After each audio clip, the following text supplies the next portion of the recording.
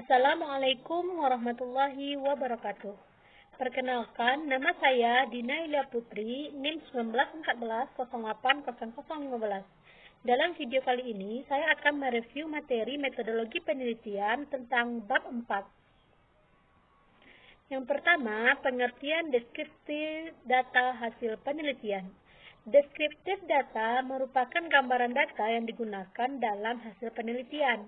Deskripsi data hasil berisi serangkaian data yang berhasil dikumpulkan, baik data pendukung seperti latar belakang maupun data utama yang diperlukan untuk pengujian hipotesis.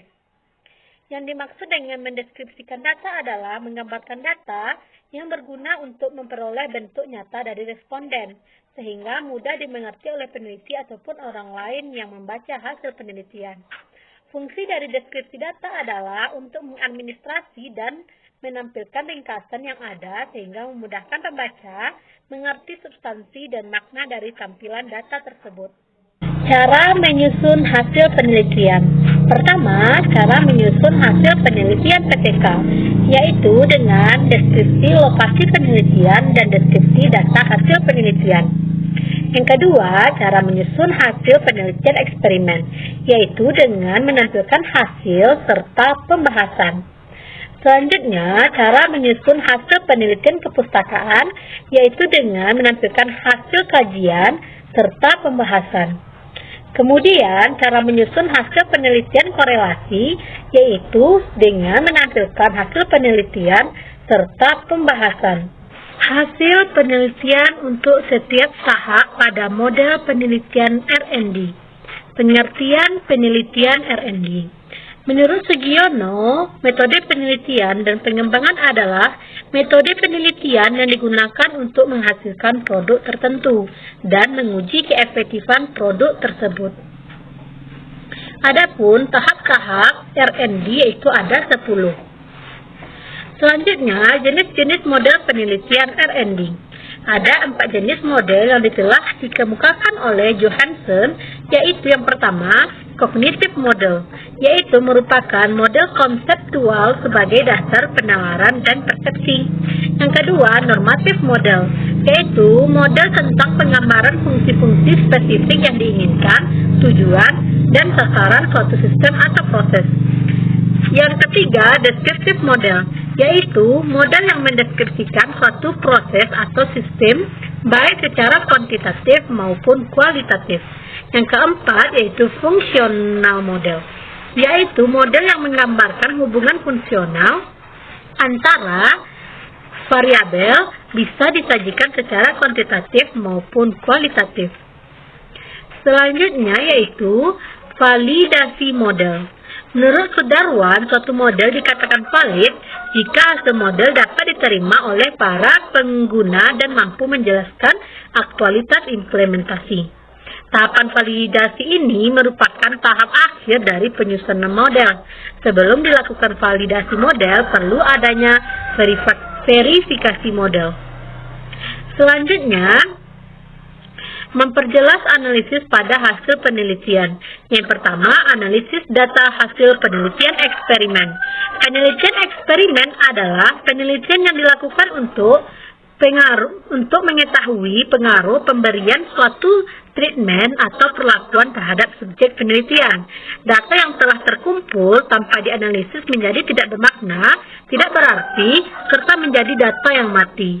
Oleh karena itu, analisis data itu adalah untuk memberikan arti, makna, dan nilai yang terkandung dalam data tersebut.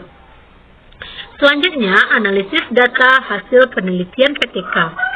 Analisis data hasil penelitian PTK adalah suatu kegiatan mencermati atau menelaah, menguraikan, dan mengkaitkan setiap informasi yang terkait dengan kondisi awal, proses belajar, dan hasil pembelajaran untuk memperoleh kesimpulan tentang keberhasilan, tindakan, perbaikan pembelajaran. Selanjutnya, analisis data hasil penelitian deskriptif. Metode deskriptif adalah penelitian yang dilakukan untuk mengetahui keberadaan variabel mandiri, baik hanya pada satu variabel atau lebih tanpa membuat perbandingan dengan mencari hubungan variabel itu dengan variabel lainnya. Selanjutnya, analisis data hasil penelitian mix. Analisis data penelitian mixed method atau MIX tidak dapat dilepaskan dari analisis data kualitatif dan kuantitatif yang membangunnya. Mixed method berfokus pada pengumpulan dan analisis data kuantitatif dan kualitatif yang dipadukan. Selanjutnya, analisis data hasil penelitian korelasi.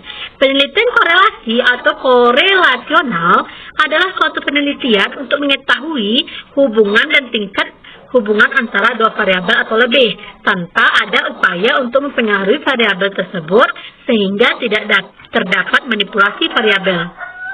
Selanjutnya, menguraikan pembahasan penelitian.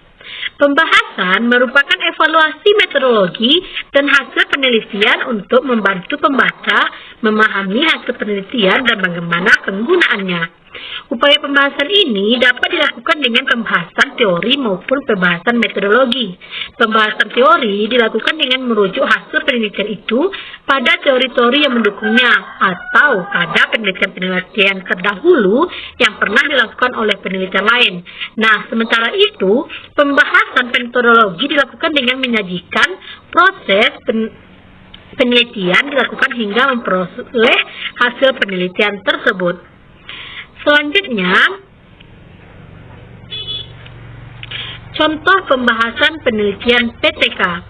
Pertama, analisis data aktivitas pelajar, kemudian analisis data hasil belajar siklus 1 dan siklus 2, kemudian temuan hasil penelitian.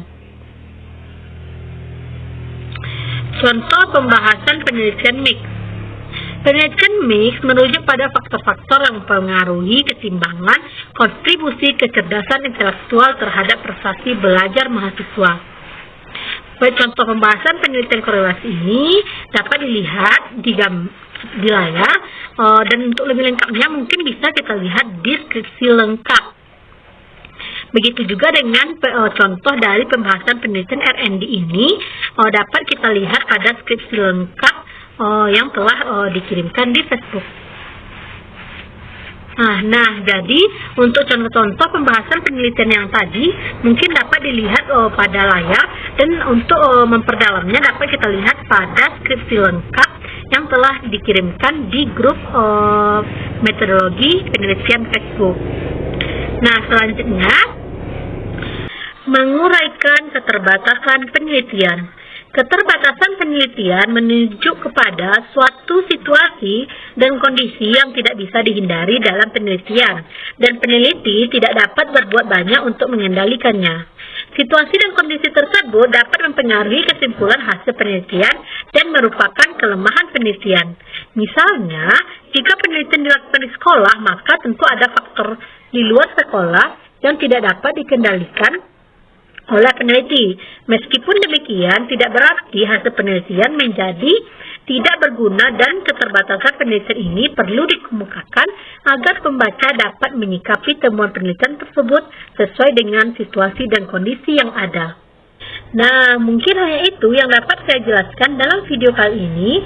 Terlebih dan terkurang saya mohon maaf. Sekian, terima kasih. Wassalamualaikum warahmatullahi wabarakatuh.